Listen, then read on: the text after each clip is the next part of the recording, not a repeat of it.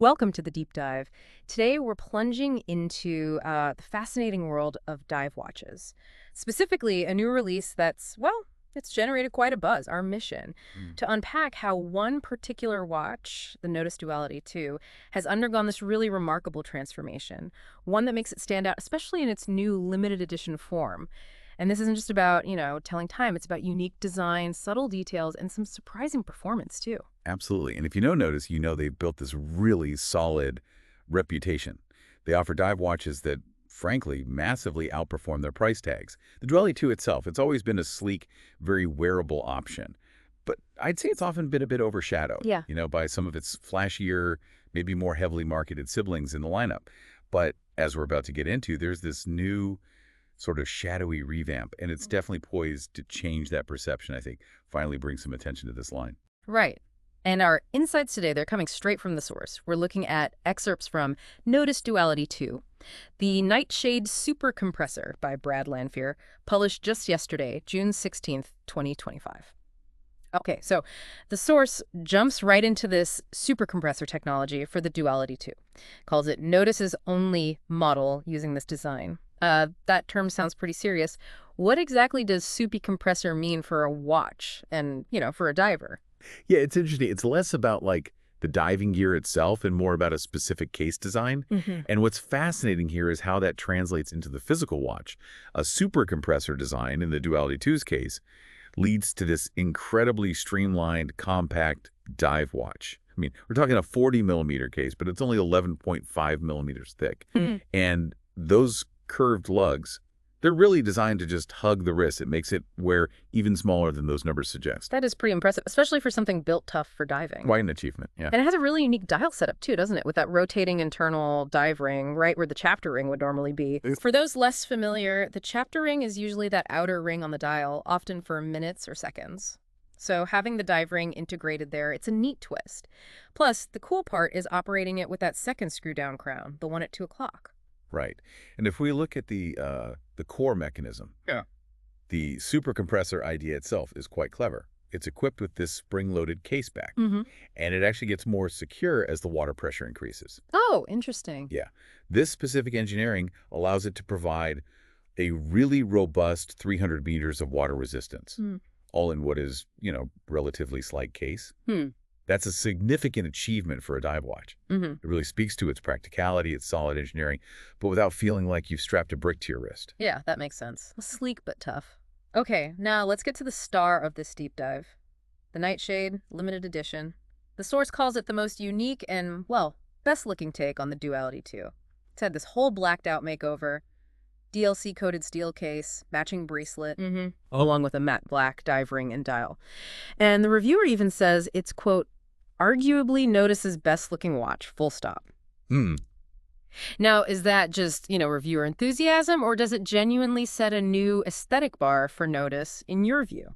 Well, maybe a little context helps here. The Duality line, it first came out back in 2019. Uh-huh. And mostly, it was just available in a standard steel case, black or white dial, pretty simple. Right. And while that sort of monochromatic simplicity was versatile, Right. it also, maybe ironically, let it get a bit lost, Hmm. drowned out by the more colorful, sometimes more complex designs of the brand's other tool watches. Hmm. The Nightshade really addresses that head on. Hmm. It gives the Duality this distinct, sophisticated identity, brings something new to a model that, while always well made, maybe blended in a bit too much before. And it seems like it's all in these subtle but really impactful updates, isn't it? Like the filling on the hands and markers, previously white, now it's this creamy off-white, gives it a richer, maybe slightly vintage feel. Yeah, exactly. Warmer. And there's a new lume dot on the dive ring's 0 marker, for the first time, apparently. Mm-hmm.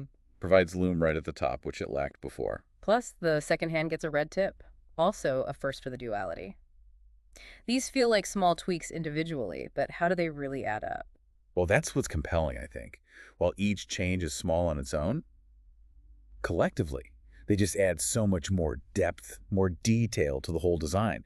It's like Nodus finally gave the Duality's quiet strength a bit more of a voice, without making it loud or flashy. Right, refined it. Exactly. Yeah. It genuinely helps make this the best Duality yet, I'd argue.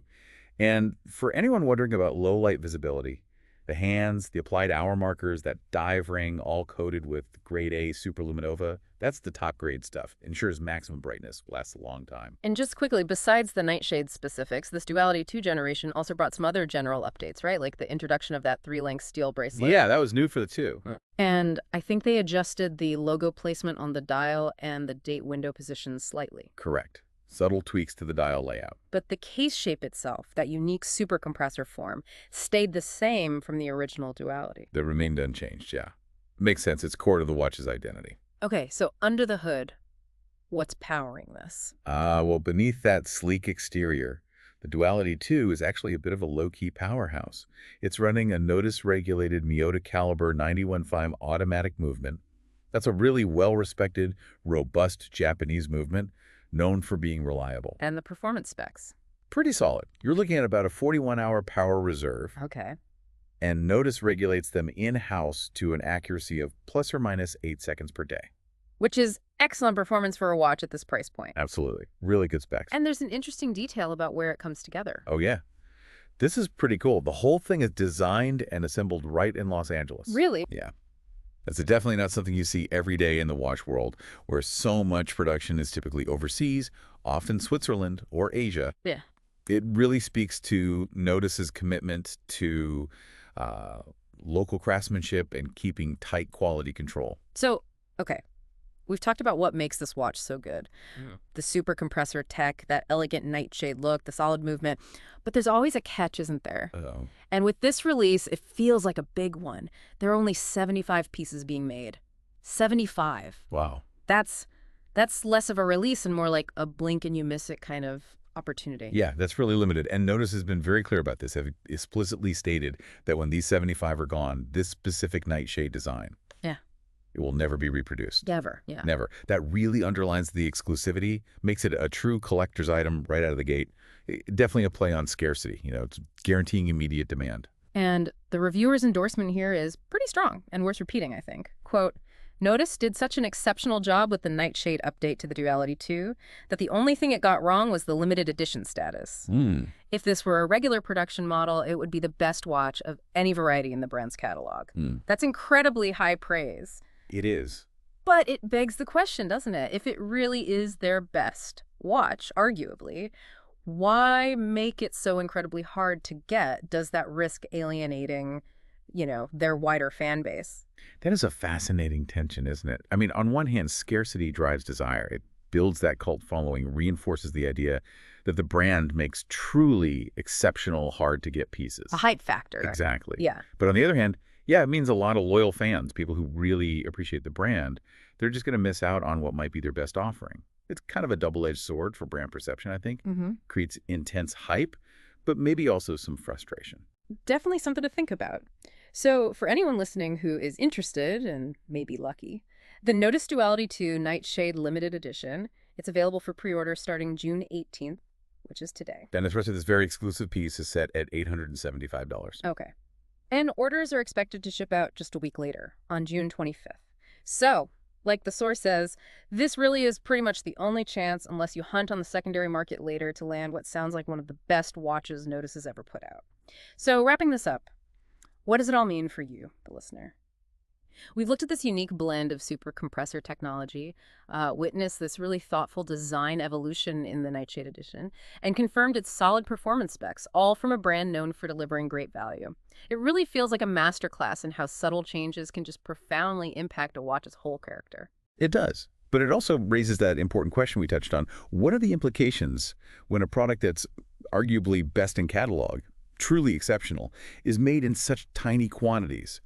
It forces us to think about, supply and demand, exclusivity versus accessibility, and how that shapes a brand's legacy and its connection with its audience. Indeed. It leaves us with a provocative thought, doesn't it? In a world with so many choices, does true excellence only really reveal itself through scarcity? Or can a best-in-catalog watch still make its mark if it's actually, widely available? And maybe, what does it say about a company that creates something arguably perfect and then makes it almost impossible for most people to get?